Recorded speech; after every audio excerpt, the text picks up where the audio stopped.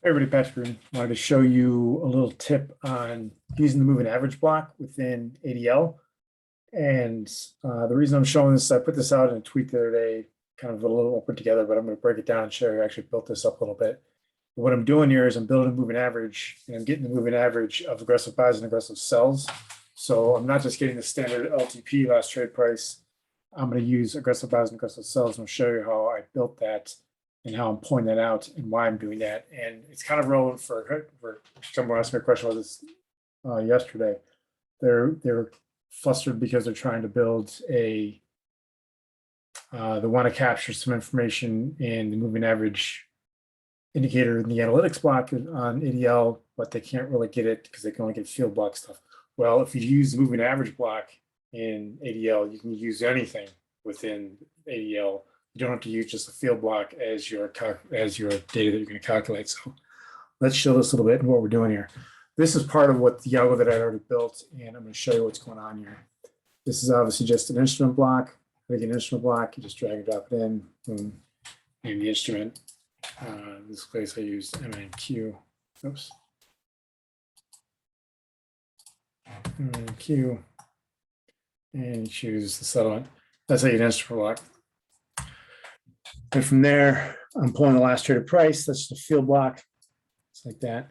We don't have to build all that. That's kind of the simple basic stuff. I'm not getting that. What I'll get into is the time and sales block. Time and sales block, I use this block all the time. It's really good for it because it shows every trade that goes through, and it's timely. It updates more quickly than the field block does because it doesn't use a sample. It doesn't use a scrunched down data set. It uses the actual every single trade.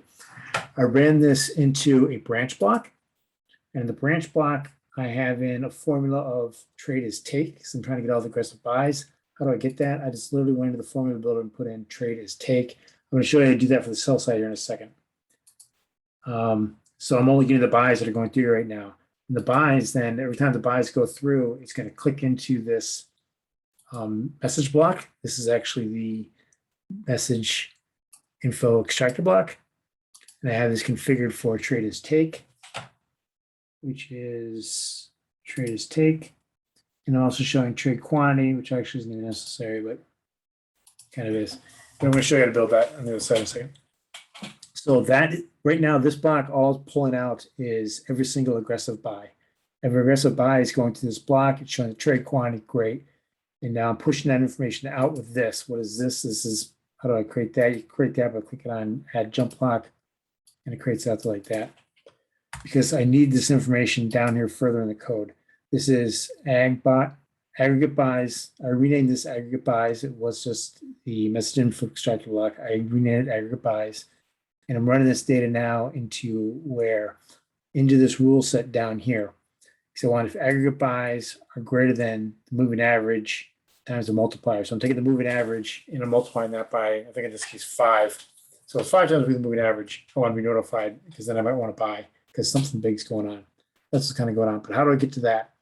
I get to that by the moving average block down here. The moving average block, which I built off of a generator block, and this is how I built that generator block. Here's the generator block. It's enabled repeats. This just makes it enabled all the time. I don't use repeats. I don't refresh all the time. This is how I build that generator block. The generator block was built just like this. Move this over a little bit.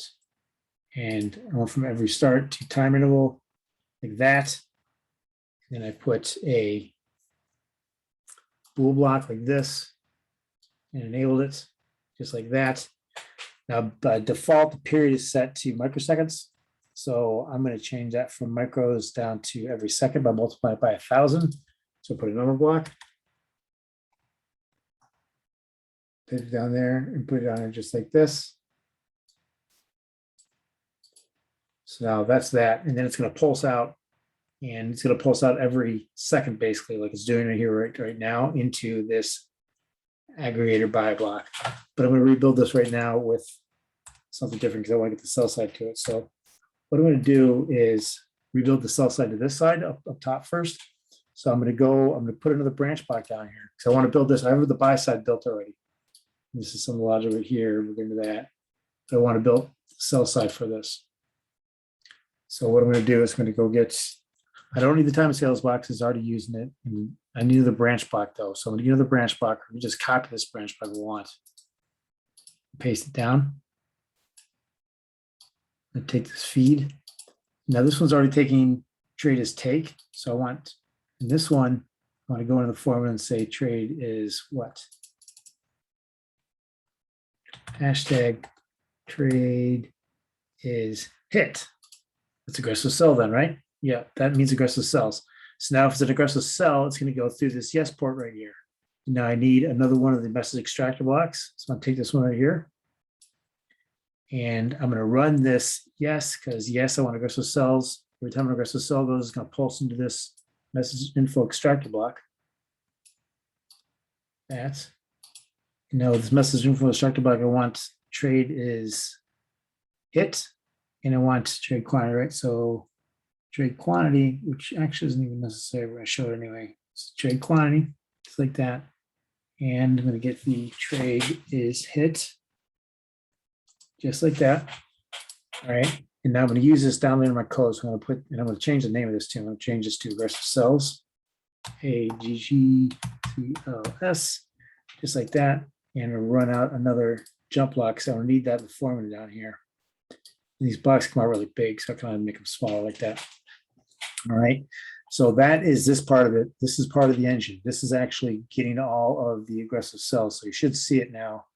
When aggressive cell goes, it's going to pop through there, but I've got to actually, yeah, I got to compile this again. I'm thinking auto compile. So if it compiles again, it's going to start over, and we'll click start again. Now you should see aggressive buys going to here, aggressive sells are going to here. Now we got one going through, which is good. So aggressive sells going to here, aggressive buys going to here. Great, hunky dory, that's all good. Now what about the moving average side of it? How do I do this moving average part again? What I did was I took the moving average block. I'm taking every pulse. Now this isn't passing data through here. All this is doing is pulsing. So every second it sends a pulse there and tells this block to do something. What's it tell it to do? In this instance, oh, I keep moving this around. In this instance, every time a pulse goes through this moving average block, it's going to, it's telling to go to the aggressive, whoops. It's telling to go to the aggressive buys block and go to the trade quantity. Give me that trade quantity. Okay, so it's going to go to the aggressive buys, take that trade quantity every second, and it's going to take the average of that. It's going to average it out for what? For the number of bars that I asked for. I asked for 10 bars. So 10 bars, and my number down here is taking this from microseconds to, there's 1,000 every second. So every 10 seconds, I'm getting a new bar. So after 10 seconds, I should have a moving average in here. And I did. It's 1.7. So that's how that kind of works. So let's get the other side of this now. So we've got it for the buy side. Let's get it for the sell side. I'm going to copy this down. Just like that, because I don't need the bars block again. I'll need it right there though. Snap this. Bars block. I'm going to run this pulsar, call it the pulsar, because every second now it's going to pulse into this block. For right now, it's saying get the it's getting the aggregate buys trade quantity. That's not what I want. Now I want the ag sells trade quantity, right? So I want this trade quantity. So I'm going to click in here, click on the formula. I'm going to go at ag, the y at ag sell trade quantity. When you do the at symbol, like in this one, in these blocks, I just did a hashtag. Hashtag says it's going to get a field data or market data of some sort, okay? But if I do an at symbol, it's going to grab a block that's already on here. That's how it kind of changes the path it's going to go to look for that information. So that's a little bit of insight for you. And I need to rename this. This is now the ag cells, right? Cells MA. All right, got that. Look at that. I have good thing. Look at this because that formula is now wrong. Just got to go to the ag cells at ag cells trade quantity. Right. Good. All right. So now this block, every 10 seconds, we're going to get. It's going to get the 10-second moving average of all of the aggregate buys through here. Down here, it's going to get the 10-second moving average of all the aggregate cells, or the aggressive cells. So as simple as that. Then what I'm doing up here is I'm running through this buy rule scenario. The buy rule is quite simple. The aggregate moving average. So the buy aggregate moving average, which is this, and I basically say create a destination block. Put it right there. There it is. I have to build this on the sell side now. So let's build on the sell side. I'm going to need the aggregate moving average, create destination block. I'm going to multiply it times the multiplier. What's the multiplier? Multiplier is basically going to say, well, I don't want every 10 seconds, but instead of every 10 seconds, or actually, I'm sorry, for the quantity, I want my quantity to be either 5 times the moving average of cell quantity or 5 times the moving average by quantity, one or the other. So it's kind of the multiplier. I'm going to multiply it out and make sure it's bigger because I don't want to base my trade signal just off of the moving average volume quantity. I want something bigger than that, more impressive, more market moving. So I'll move it around a little bit. So let's go back to this. So the rest of cells now, and I need this times the multiplier, destination block, just like that. And I need a multiplier block. Let's copy this one down.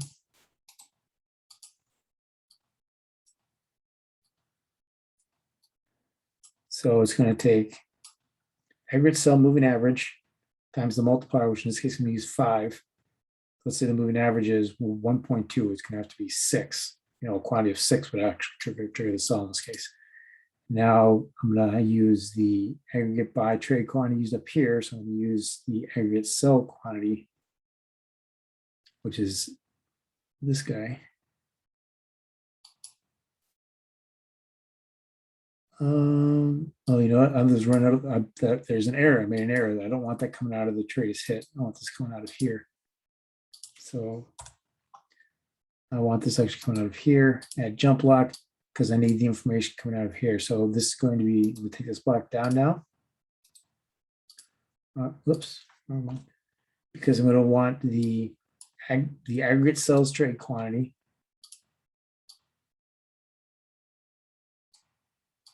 And I want this to be greater than or equal to, which is the greater than or equal to, greater than or equal to, greater than or equal to.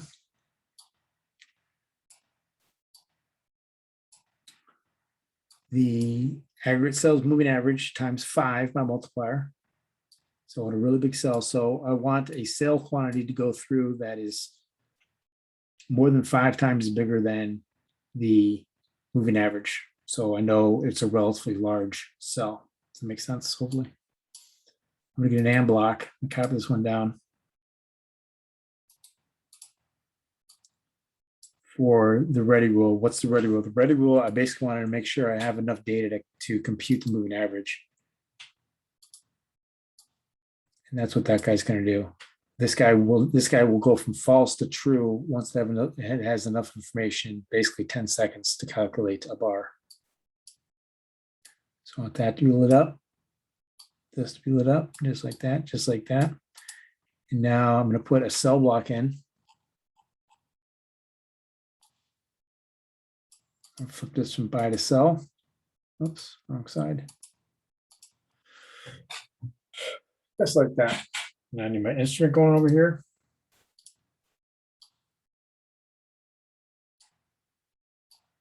Instrument block. And the orders I'm putting in at the LTP, just because I've got to pick something to put it into. If you do a market order, you could put it at the bid, the ask, whatever you want to do. But I'm just using LTP. Order quantity, use the same order quantity size I use for my buys. Put this over here like this.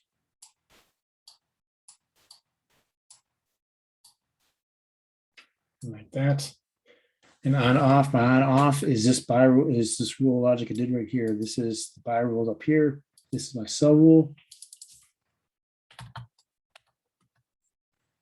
Just like that. I could just run this over like that, but I'm going to use a connector block just so a jump block just so it's consistent. I don't have string lines. So that's all there is to it. These blocks up here, these are just alert blocks I use for testing. And what I mean by that is it's going to push alerts out in Audit Trail and the TT platform as well as down in the testing window. It's going to tell me what's really going on.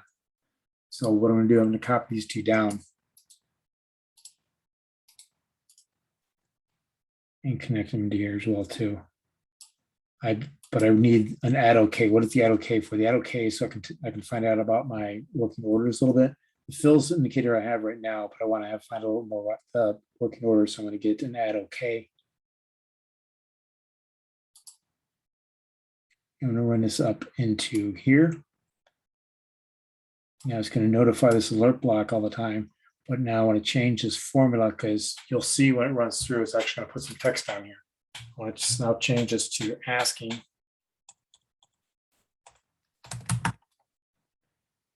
And it's true, I'm asking the limit price. Actually, I want the quantity, so I'm going to ask for a quantity. Oops. Ask what it's going to be. It's going to be my number of contracts, which I have that configured. 1. It's going to be 1, and it's going to be at. Oops. At. Oh, I missed it enough for. I'm going to change this. I want the limit price here. It's going to be hashtag. Oops. Some typing issues. At limit price. So now the message is going to come through. My testing is I'm asking 1 at whatever the limit price happens to be. All right. I'm going to change this to a light shade of red. Something like that. Now, this other one is going to be when I get a fill across, and I want that to basically be that I sold.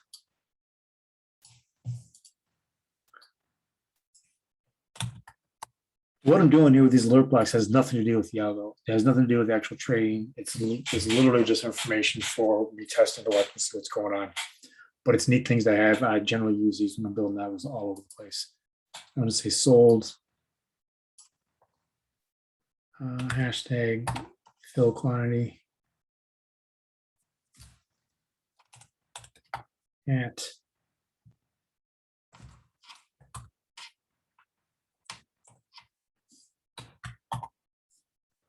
fill price. So now it's a nice little messaging down here that'll explain to me what's going on here. Now I'm going to move this stuff up a little bit so I can show some more down the bottom.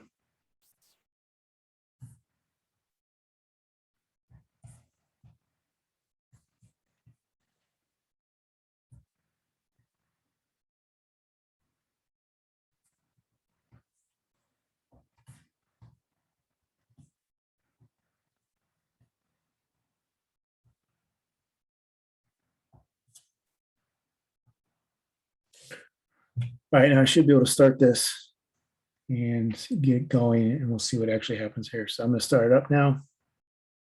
And I'm using the micro NASDAQ futures for December 21. Clock and moving average is not ready yet, though. They should switch now. The moving averages are ready. I've got information, and now I've got some trading actually going on. So I can see the very first trade that happened down here was I sold 1 at 1537.60. And I bought it back a little bit higher. Actually, I haven't bought it back yet. So, and I take that back. Yeah, I offered it up here at 750. Blah blah blah. So that's the alert functionality. It's going to show you what's going on in the actual trade. But what we're really trying to show here is that you can calculate a moving average based off of things other than just the regular field block. I'm calculating the moving average now in this case in both these blocks off of a calculated value from up here. In this case, it's the aggregated cells. So the aggregate cells from pulling out with the aggregate buys. So this allows you to create moving averages off of other indicators, off of other market data, other than simply the general field block stuff, which would be like last trade price. That's really the bulk of the lesson. Hope you got it. Hope you understand. If you have any questions, let me know. Happy to help you out. Other than that, I'm signing out for the night. Hope you all have good trading times at all times. We'll talk to you later. Bye-bye.